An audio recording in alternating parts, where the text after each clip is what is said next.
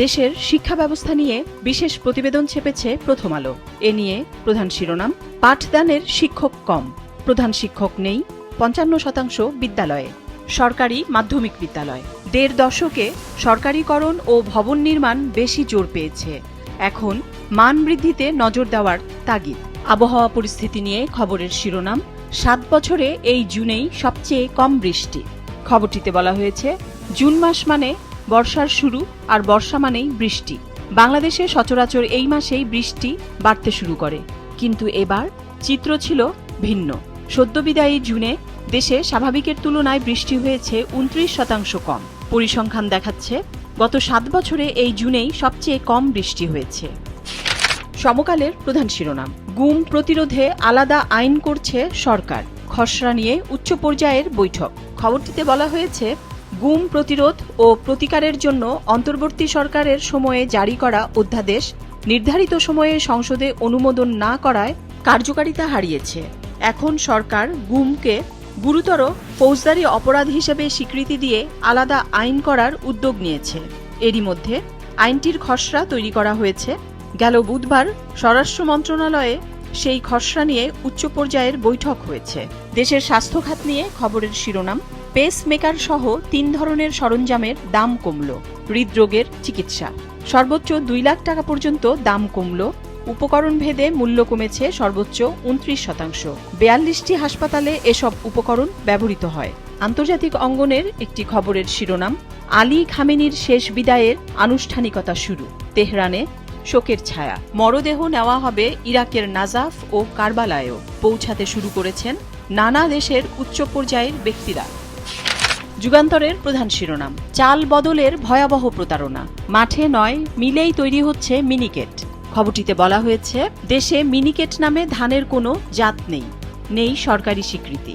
উল্টো আছে বিক্রি বন্ধের আইন, অথচ বছরের পর বছর বাজারে দাপটের সঙ্গে বিক্রি হচ্ছে এই চাল। মূলত কৃষকের উৎপাদিত স্বর্ণা, পাইজাম, BR-28 সহ মোটা ও মাঝারি জাতের ধান কম দামে কিনে মজুত করেন মিলাররা। এরপর আধুনিক মেশিনে অতিরিক্ত ছাঁটাই আর পালিশ করে বানানো হয় সরু চকচকে চাল। সেই চালই এজেন্ট, পাইকার, খুচরা বিক্রেতার হাত ঘুরে ভোক্তার কাছে পৌঁছায় দামি মিনিকেট চাল নামে। এতে বছরে প্রায় ৪.৫ কোটি টাকা লুটে নিচ্ছে মিলার চক্র। এই চালের পুষ্টিগুণ নিয়ে বলা হচ্ছে, অতিরিক্ত পালিশে নষ্ট হয়ে যাচ্ছে চালের ভিটামিন B1, B6, আয়রন ও ফাইবার। বিশেষজ্ঞরা বলছেন, এই চাল বেশি খেলে দ্রুত বাড়ে শরীরে শর্করার মাত্রা, বাড়ে ডায়াবেটিস ও হৃদরোগের ঝুঁকিও। পত্রিকাটির শেষের পাতার শিরোনাম, আঙুলের ছাপ চুরি করে সচল হাজারো সিম, ডিজিটাল প্রতারণা। অন্যের নামে নিবন্ধিত সিম কার্ড ব্যবহৃত হচ্ছে নানান অপরাধে। কালোবাজারে প্রতিটি সিম বিক্রি হচ্ছে ১০,০০০ টাকা পর্যন্ত। প্রতারণার টাকা ক্রিপ্টোকারেন্সিতে দেশের বাইরে পাচার। দেশের রাজনৈতিক অঙ্গনের খবরের শিরোনাম, দলে ফেরার প্রতীক্ষায় বিএনপির বহিষ্কৃতরা। সবুজ সংকেত না পেলেও দলীয় কর্মসূচিতে নিয়মিত অংশ নিচ্ছেন। অন্য রাজনৈতিক দলের লোভনীয় প্রস্তাব ফিরিয়ে দিয়ে তারা দলের হাইকমান্ডের কাছে বহিষ্কারাদেশ প্রত্যাহারের আবেদন জানিয়েছেন। কেউ আবার কেন্দ্রীয় নেতাদের মাধ্যমে জোর লবিং তদবিরও চালাচ্ছেন। পত্রিকাটির আরেকটি গুরুত্বপূর্ণ খবরের শিরোনাম, বাংলাদেশ চীন আলোচনায় নজর রেখেছে ভারত। খবরটিতে বলা হয়েছে, চীনের কাছ থেকে বহুমুখী যুদ্ধবিমান J-10CE কেনার বিষয়ে বাংলাদেশের সম্ভাব্য আলোচনা এবং বেইজিংয়ের প্রস্তাবিত চীন মিয়ানমার বাংলাদেশ অর্থনৈতিক করিডোরের খবরে নজর রাখছে ভারত। শুক্রবার নয়াদিল্লিতে এক প্রেস ব্রিফিংয়ে ভারতের পররাষ্ট্র মন্ত্রণালয়ের মুখপাত্র রণধীর জয়সওয়াল এই তথ্য জানান। কালের কণ্ঠের শিরোনাম, ৫.৫ বছরে ৪৭ মনের বেশি সোনা জব্দ, চোরাচালানের গোল্ড করিডোর শাহজালাল বিমানবন্দর। টয়লেট থেকে ট্রলি, ব্যাটারি থেকে বেল্ট, অভিনব সব কৌশলে পাচার। বাহক ধরা না পড়ায় মামলায় আসামি থাকে অজ্ঞাত পরিচয়। বড় চালান ধরার পর নড়েচড়ে বসছে প্রশাসন।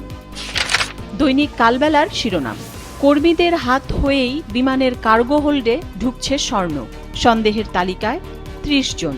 টেকনিশিয়ান ছাড়া খোলা যায় না কার্গো হোল্ডের দরজা, ভেতরে প্যানেল খুলতেও দরকার হয় প্রকৌশলীর। মালপত্র লোড আনলোডে যুক্ত থাকেন গ্রাউন্ড হ্যান্ডলারের কর্মীরা।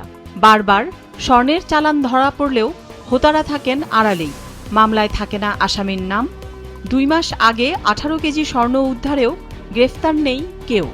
পত্রিকাটির আরেকটি শিরোনাম, বৈষম্য বিরোধী নেতার মামলা বাণিজ্য, আসামির তালিকায় মৃতরাও। খবরটিতে বলা হয়েছে, বরিশালে বৈষম্য বিরোধী ছাত্র আন্দোলনের সাবেক এক নেতার বিরুদ্ধে মামলা বাণিজ্যের অভিযোগ পাওয়া গেছে। মামলায় যাদের আসামি করা হয়েছে তাদের মধ্যে রয়েছেন কার্যক্রম নিষিদ্ধ থাকা আওয়ামী লীগের 4 জন মৃত নেতা।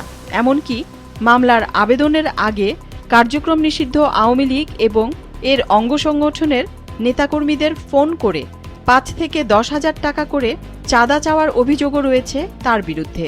বৈষম্য বিরোধী ছাত্র আন্দোলনের সাবেক এই নেতা হলেন মারজুক আব্দুল্লাহ। বর্তমানে জাতীয় ছাত্রশক্তি বরিশাল মহানগরের যুগ্ম সাধারণ সম্পাদক পদে রয়েছেন তিনি। আজকের পত্রিকার প্রধান শিরোনাম, পদ্মা রেল লাইনে চুরির উৎসব। খবরটিতে বলা হয়েছে, ঢাকা থেকে পদ্মা সেতু হয়ে যশোর পর্যন্ত নির্মিত 236 কিলোমিটার নতুন রেল লাইন দেশের অন্যতম বৃহৎ রেল অবকাঠামো প্রকল্প। প্রায় 38,629 কোটি টাকা ব্যয়ে বাস্তবায়িত হয়েছে এই প্রকল্প। জনবল সংকট, সীমিত ট্রেন চলাচল এবং যথেষ্ট নিরাপত্তা না থাকার সুযোগে ব্যয়বহুল রেলপথের বিভিন্ন স্থাপনা ও যন্ত্রাংশ চুরি হয়ে যাচ্ছে। এতে একদিকে যেমন রাষ্ট্রের আর্থিক ক্ষতি হচ্ছে, অন্যদিকে বিঘ্নিত হচ্ছে ট্রেন চলাচলের নিরাপত্তা। দেশ রূপান্তরের প্রধান শিরোনাম, সাশ্রয়ী এলএনজি ছেড়ে কেন এলপিজি। খবরে বলা হয়েছে, শহরে পাইপে গ্যাস সরবরাহ বাড়ানোর পক্ষে বিশেষজ্ঞ কমিটির মত উপেক্ষিত। ভারত, জাপান, যুক্তরাষ্ট্রে পাইপে গ্যাসের আওতা বাড়লেও বাংলাদেশে উল্টো চিত্র।